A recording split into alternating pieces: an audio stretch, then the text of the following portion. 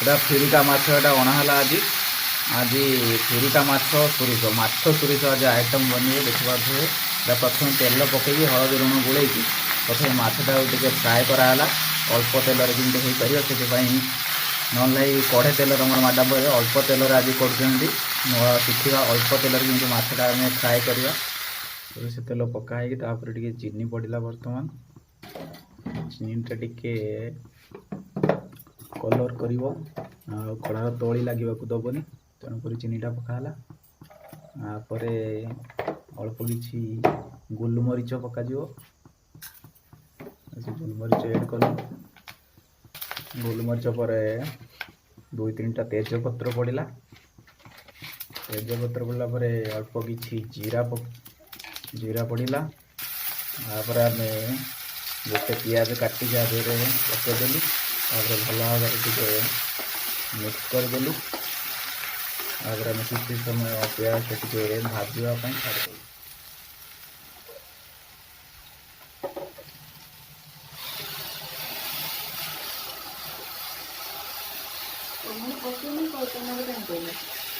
Tomato ପଛରେ ପକେଇବେ, ଆଗର ସୋରିଷ ଆଉ ରସୁଣ କଞ୍ଚାଲଙ୍କା ଜିରା ଏଟା ଅଲଗା ସେଟା ଅଲଗା। ଆଉ ଏକା ସାଙ୍ଗରେ ପକେଇବେନି। ପକେଇ ମସଲା ହେଇଗଲା ପରେ ଟମାଟୋ ଆମେ ଦେଲେ ଏଇଟା କରିଦେବ।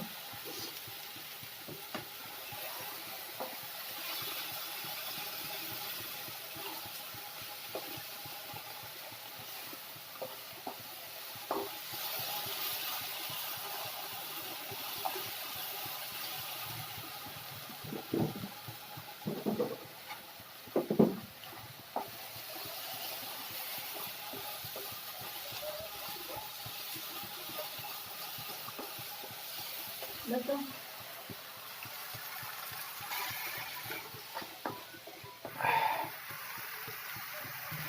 हल्दी 1.5 चामच पर एटा पड़ा आमर जीरा गुंड,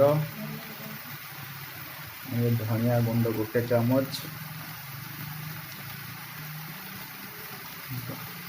गरम मसला 1 चामच पकई भल भाव मिक्स करदे।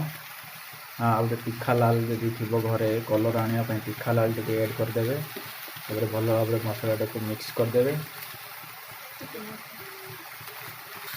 अल्प किसी मात्रा रे पानी देके भल भाव मिक्स करदे।